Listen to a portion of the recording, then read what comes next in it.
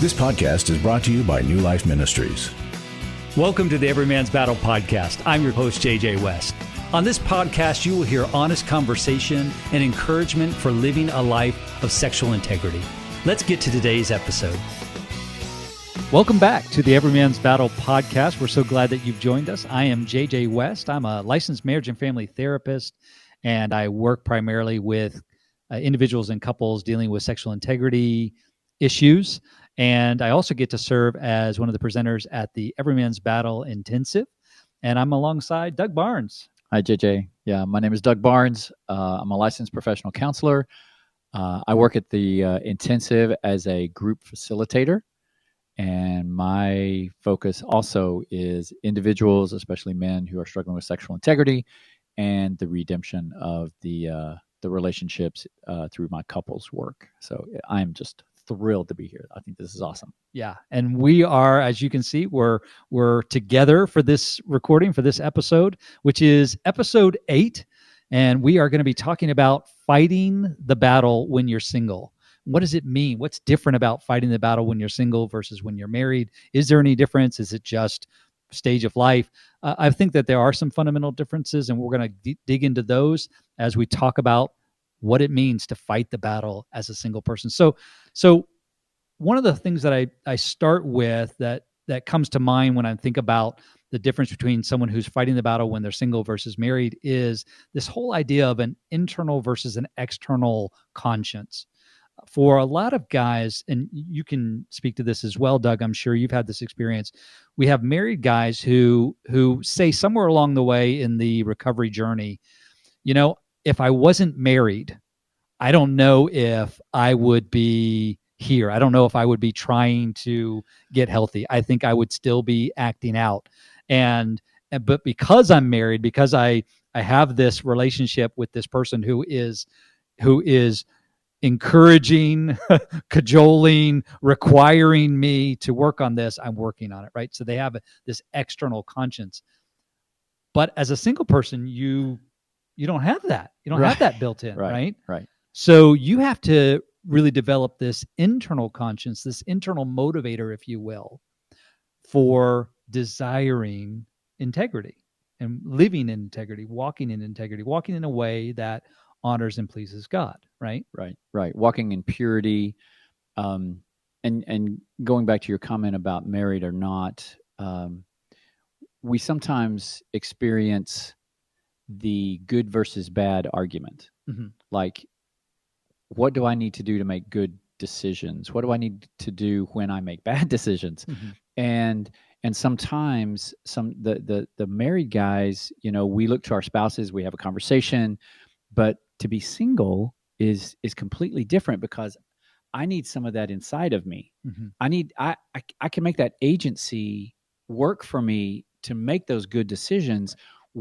What would Christ want me to do? What kind of man is God calling me to be when I am thinking about or I'm being triggered by the external circumstances or temptations that come at me on a daily basis? Yeah, absolutely.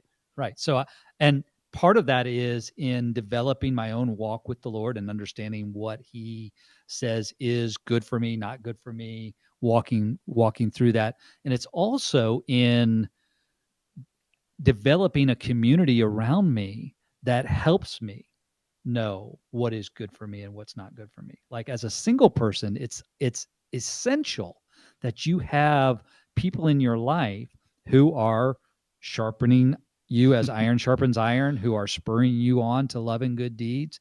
It's essential that you have that.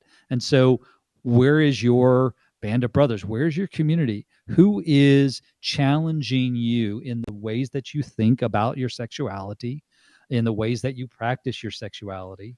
Who is challenging you in the ways that you think about God and what God thinks of you, right? Who are the people in your community that are doing that? Have you invited people to take on that role in your life? And again, as a single person, it's essential that you have that you build that. And it can't be the chuckleheads, in the locker room who are leading you down the, the dead end row, right? Right. It's got to be some people who also walk with God. This is, Scripture tells us, right, that we walk with the wise in order to become wise. Right. Yeah. Iron sharpens iron, not poppies and sharp knives. Yeah, right. yeah. So, yeah. And so the question that comes to my mind is, well, JJ, if I am single, then, and I don't have that, where do I find that? Yeah. Where do, I mean, I hear Yeah. that in my office a lot, especially, when working with single guys, that there are stigmas, there are excuses, there are things going on where I am not, I don't have that available to me. So what do I do? Where do I go? Mm-hmm. And we talk through looking for that first guy. Yeah. Yeah. Who is that first guy? Who is that first guy who can come alongside me where we can start talking through, okay, where's our theology? And not from a biblical seminary point of view, but what are our similar beliefs, especially when it comes to integrity, when it comes to purity? If we both want to be pure, that's a good starting point. Yeah, absolutely. Yeah. From a single perspective. Yeah. So I think those people come from, your church setting, maybe a small group that you're a part of. But as many who come to the intensive will testify, sometimes you're a part of a church where it's just not safe to talk about what's really going on. And so that's where something like an Every Man's Battle intensive really serves you, because you have a built-in community. When you go through the weekend, when you go through the workshop, you have a group of guys that you're going through the workshop with together. They're helping you process the information. You're building intimacy with them, and that eventually then leads to a band of brothers that you get to do life with on the other side. Right. Yeah. And all of the scariness and the confidence and anxiety and all the other emotions that come with that, confronting those inside of me. A lot of the singles that I've worked with, they don't have that safety like at their school. Especially growing up through high school. We had, like you said, the chuckleheads. Is that what you call them? Yeah. We had those guys. We had the athletes. We had the brainiacs. We had all kinds of folks, but none that I was really heartfelt close to. Yeah. And at the intensive, a lot of those walls get broken down. And it amazes me every intensive that guys walk in, with all kinds of presuppositions and walk out as brothers. Yeah. And of course we encourage them, take these guys with you, take their phone numbers, take their emails, take them with you, so that you have an ally, that you have a herd to call on, especially if you're single, and especially if you don't have that safety and community that some other guys have. Yeah. So I think that's real important. Yeah. Ultimately, I think what we're saying is that when you're single, it's just as important for you to be known as it is for those who are married. It's not like, oh, I can be in this kind of individualistic hiding posture all the time while I'm single, and then when I get married, or even if I get married, then I'll experience this being known. But up until then, I'll just stay hidden and unknown. No, there's a deep need, because you were made by your Creator, who is relational, to be relational. You were made to be known, not just by Him. Certainly, you were made to be known by Him, but you were also made to be known by others. Right. Right. Horizontal relationship. Yeah. Right. Yeah. Right. And bottom line is this, we use this axiom all the time. You cannot accept acceptance until you're fully known. Because if you have secrets, if you're hiding things, then whenever someone offers an expression of love and acceptance, somewhere in the back of your mind, you will be saying, yes, but if you knew the truth about me. Right. If would you you only really knew. feel that Right. way? Yeah. Right. If you only knew. Right. Right. And so it's important for us to be deeply known by another individual, and hopefully by several other individuals, because that's how I experience acceptance and love. And the earlier that we start that process, yeah. if I had only known this, 30 years ago. I Right. mean, Yeah. if I'd only known this and really accepted it and embraced it, I was probably told that at some point, but no one really said why and how it would help me. Yeah. Right? No one said when you are connected, then you find relief, especially emotional relief, differently than you do from just physical. Yes. And I put it into the physical for so many years until I realized, oh, the deeper emotional relief I get, the lighter my life is. Yes. Yes. And so some of that goes back to just understanding emotions and Mhm. emotional Mhm. needs, and Mhm. we've talked about that, and we'll continue to talk about that Mhm. because those are some It's critical. real important components of recovery for Yeah. sure. And to your point about the earlier you can figure this out, the better off for you in terms of knowing yourself. But it's also critical because, we hear this all the time from guys who they only show up at the intensive after they have caused tremendous pain and destruction in the life of their spouse or their kids or the in-laws or their congregation. And if you can address this as a single person early on in your life, and we know not everybody who's single is young. Okay, we get that. There are guys who are listening to this podcast. Maybe they're divorced, widowed, and they're experiencing singlehood Right. in later in life. But the majority of the audience who are single are going to be in that younger category. And if you can do the hard work as a single person, you're going to save yourself and others from a tremendous amount of harm, a tremendous amount of destruction. It's a kindness. It's a way of serving others by tackling these issues when you're younger and not waiting until, oh, now the price tag is huge. Right. Now I've got to do something about it because it's too expensive not to. Right. Emotionally speaking. Yeah, that's a great way to put that. Yeah. And some of this comes into understanding the role of pain. And I don't mean like pain like I fell off my bike and skinned my knee, right? Okay. Or I was in a car accident, which are both bad. But to understand, do I realize when my heart hurts? I go through a breakup, my heart hurts. Then how do I manage that? How do I work with that? Is it just painful, so I go to the next person, or I go to the next magazine, or I go to the next event? Or is it painful and I reach out to folks who really love me, who I can connect with and find that emotional relief that a lot of times we don't get when it's physical? Right.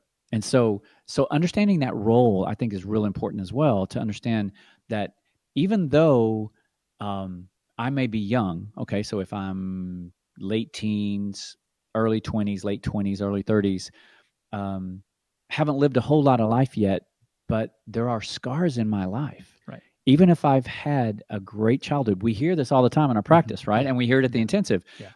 I had a great childhood. My parents were great. Okay, but it's not an indictment on our parents or childhood. It goes back to the deeper understanding, as you said, of being known. Who am I really, and what scars do I carry? Because some of those scars are driving some of my acting out behavior. Yeah, without a doubt. And if I'm not willing to look at that, right, it will continue to drive without me having a level of self-control, without me learning and developing that level of self-control, right, which is what Scripture tells us to do throughout Scripture. But one of the passages I think that is so critical for our discussion, 1 Thessalonians chapter 4, verses 3-7, Paul's writing to the church in Thessalonica. He says, "It is God's will that you should be sanctified, that you should avoid sexual immorality, that each of you should learn to control your own body in a way that is holy and honorable, not in passionate lust like the pagans who do not know God. And that in this matter," here's a key verse, "in this matter, no one should wrong or take advantage of a brother or sister." That no one should wrong or take advantage. There's, I'm not a Greek scholar. I heard from people who are Greek scholars that the Greek word there for to not wrong or take advantage could actually be translated to defraud. Ooh. And so if I Ouch. haven't learned how to control my own body so that I can operate in a way that's honorable and holy with others, and I'm acting out, I'm using them physically as a way to, try and meet a legitimate need in an illegitimate way, I'm defrauding them, because I'm in with my body, I'm making a commitment or a promise that I can't follow through on. That I'm buying the car, but I don't have the money to make the payments, right? And so I don't want to defraud others. So it's so important as a single person, as I'm developing my understanding of integrity, and I'm developing my understanding of how God wants me to live, that I'm doing so in a way that helps me to not harm, defraud, take advantage of others. Right. And that brings back to mind the phrase of the question, what kind of man is God calling me to be? Right. Because that digs into my character. Yeah. What are the character traits? And again, somewhere along the line, character got lost. Yeah. It becomes, I have a job, I have to pay for my apartment or my house or my car or my vacations or 401ks or whatever. Absolutely. And I'm having, quote, fun, if we could air quote that. Right. But at the same time, I'm not digging into my character, which goes deeper than just, hey, I'm doing okay today. Right. Just a list of did I screw up or not, right?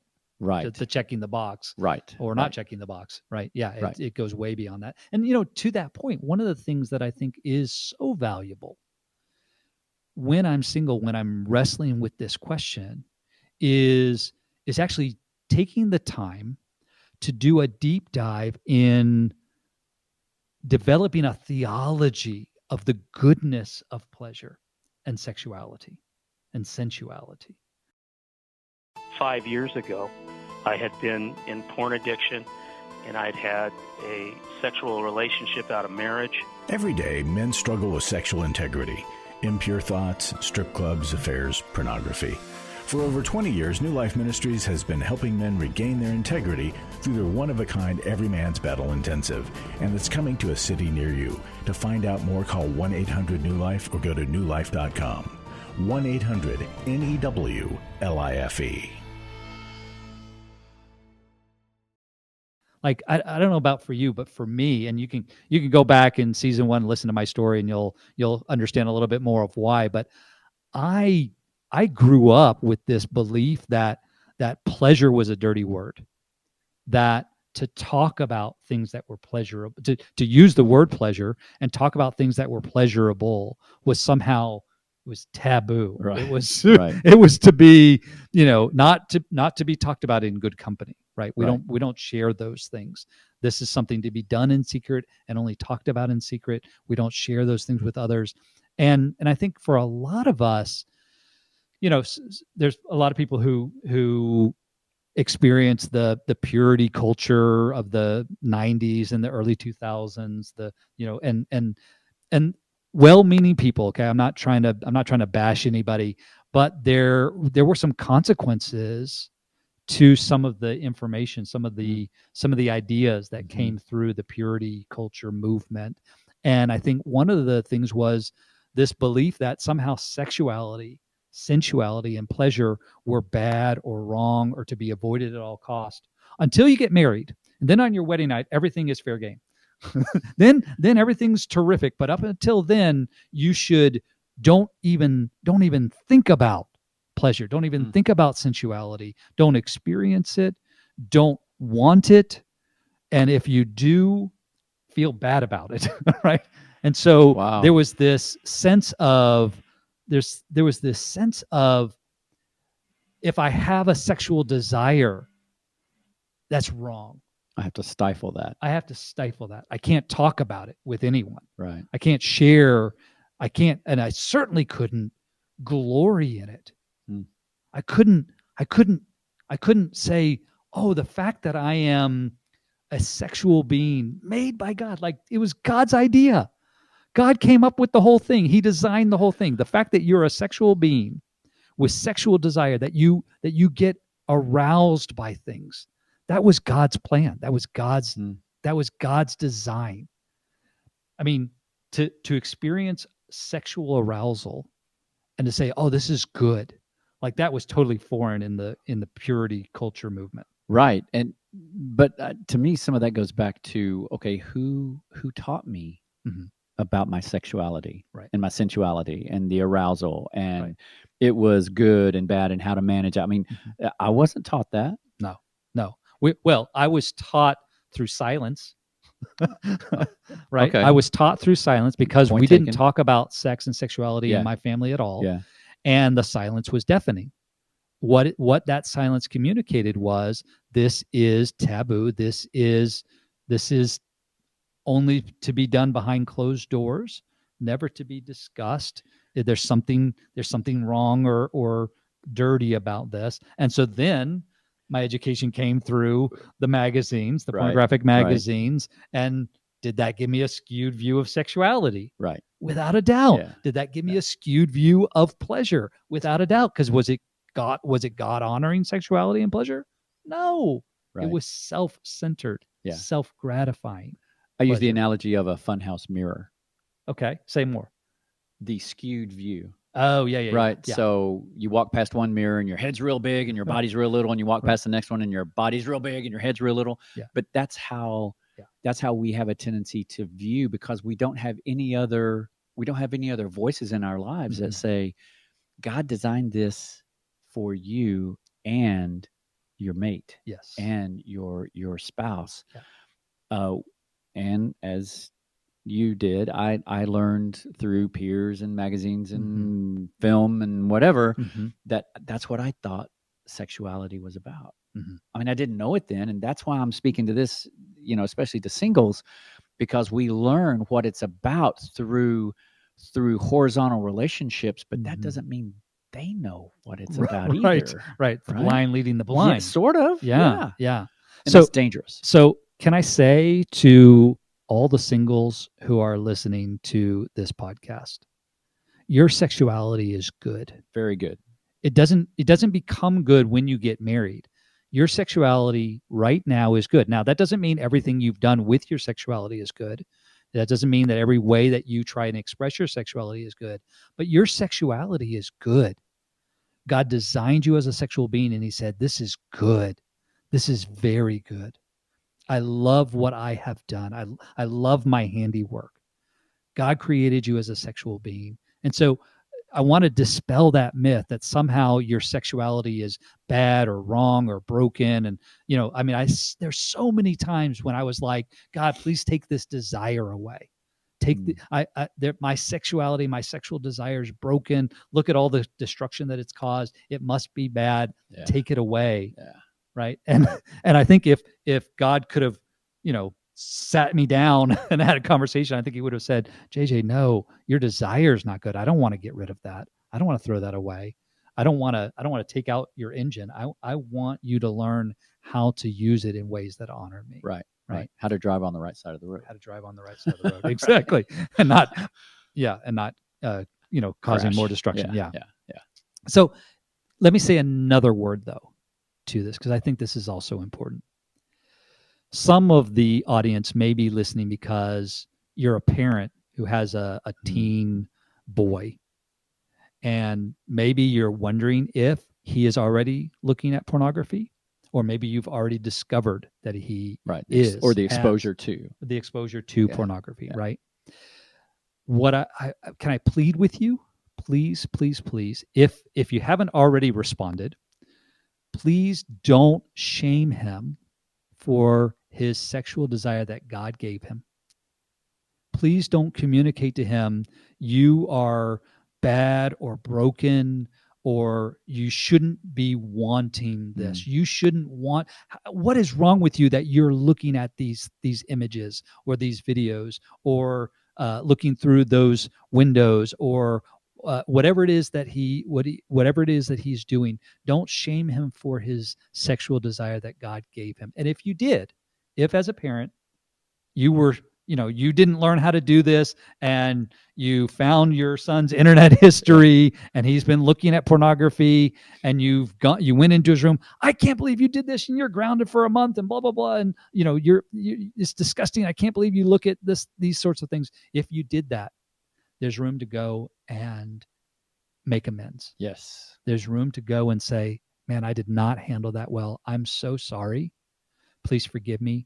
I want to walk alongside you as you develop a good theology around sexuality and pleasure, Mm-hmm. and knowing that your sexuality is good, but we want to learn the ways that we express our sexuality in ways that are also good and God honoring, and exhibit a level of self-control, and don't defraud or cause harm to others. Right. So that's the way that I want to be able to handle that. So I'm imploring you as parents, please, please, please help your sons and daughters understand that their sexuality as a single who's not yet able to biblically express their sexuality in the ways that their bodies want to, that their sexual desire is good. And it's not a talk. Yeah. It's a dialogue. It's a dialogue. It's a conversation. Yes. And it's an ongoing conversation. Exactly. A series of conversations. Not just one. Not just one and done. Yeah. Keep in the loop of, don't just throw a book at them, as we've all heard, guys say, well, Dad threw this book at me and said, or Mom threw this book at me, and said, here, read this. And that was it. Right. It's like, okay, it's way more than that. It's having a conversation on a very, very, very regular basis about staying current in their lives. How are you doing with this? Yeah. How can I help you? How can I pray for you? How can we get you some other help if we need to? And doing it with a way of nurturing and leadership rather than contemptuousness and disdain. Yeah. So staying in that mode. We get the fact that it may terrify you. It may be extremely uncomfortable for you as the parent to have that conversation or have that series of conversations. Yeah, for sure. We get that can be really uncomfortable because you never learned growing up. No one had the conversation with you. And so now you're forced into the role of having that conversation with someone else. You don't know how to do it. Okay. Do some research, learn how to get comfortable with being uncomfortable, because you're offering that service to your child so that they can grow into what God designed them to be. Okay. So we get that it's going to be uncomfortable for many of you, but you do it anyway. Yeah. Talk to a coach, counselor, mentor, pastor. Talk to someone who's done this before, who can maybe coach you through maybe how to use language differently, how to use body language, how to use timing, because a lot of time timing is important in the receptivity, especially the younger that they are. Yeah. And so if you need help, great, reach out. Call 1-800-NEW-LIFE. We'll find you somebody that can help talk you through and coach you through maybe how to have these conversations. Yeah. Because ultimately what we want is for so whether it's our children or we're talking to a friend, we want every single who is wrestling through their sexuality and the brokenness of their sexuality to learn to love their sexuality. There's a quote by Robert Bly that says, every part of our personality that we do not love will become hostile to us. Ooh. Every part of our personality that we do not love will become hostile to us. And so if we don't help them develop a love for their sexuality, but instead let them labor in this shame about their sexuality, eventually their sexuality becomes hostile to them, and we don't want that for them. So again, as a single person, as you're walking through this, I want you to do the hard work, and it won't be easy, and it won't be quick, but I want you to do the hard work of developing a good theology around pleasure and sexuality and sensuality, and it's gonna take some time. But if you'll do that work, you'll be a more integrated person, because you'll be loving the parts of you that God designed rather than despising them. Yeah, that's good. That's really good. Yeah. Okay, so I want to close with this. Number one, I want to, for those of you who are single, I'm just pleading with you, do the hard work, do that deep dive of developing your theology around pleasure and sexuality. For those of you who are parents of a single, if you may need to go and do some repair work if you didn't handle it well. But if that hasn't happened yet, if those conversations haven't begun yet, prepare yourself as much as you can and understand that you're not going to do it perfectly. And you can even name in your conversations with them, hey, just so you know, I never had these conversations growing up. I feel really uncomfortable, but I know it's important, and I want to engage in these conversations with you. Yeah, that's good. That's really good. We've said this before, but it bears repeating. For those of you who are listeners of the Everyman's Battle podcast, you get a discount on your registration fee for the Everyman's Battle Intensive. We're getting ready to have one right here in Atlanta, which we're excited about.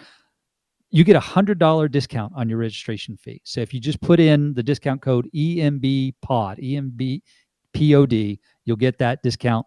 I also want to highlight the fact that we have lots of different workshops and intensives that we offer people. And so if you go to newlife.com and you click on workshops, it'll give you a whole list of all of the different workshops that we offer, where they're being offered, price, description. Want to encourage you to look at that because there's different workshops that might be your next step in your healing journey. So take a look at that resource. And then finally, I want to say, don't forget to share the podcast with others. Maybe you're married, and so you feel like, I don't know if this podcast really spoke to me, but you know singles, maybe singles in your church. Maybe you are the parent of a teen or a 20-something-year-old who's single. Share the podcast with them and then have a discussion with them about the podcast. Don't just, hey, it's like throwing the book, right? Here, read this, and that'll teach you. No, listen to this, or let's listen to it together, and then I would love to have a discussion with you about what this is about and see if you have questions, right? So share the conversation with others. Hey, next time we get together, we are going to be recording the first half of at least a 2-part series on full disclosure. So next episode is going to be on full disclosure. We can't wait to be back with you guys and to share more of what God's put on our hearts, and hopefully we don't trip over our words too much. Hey, Doug, always great to be with you. And to you, JJ. It was awesome. Thanks, guys, for listening, and we'll talk to you next time. Thanks for listening. This podcast is just one of the many ways we can encourage and help you. If you're looking for more help, visit us at newlife.com or call 1-800-NEW-LIFE. Please remember to review, like, and share the podcast as it helps others find us. If you have a comment about this podcast, we'd love to hear from you. Drop us a line at embpodcast@newlife.com. See you next week.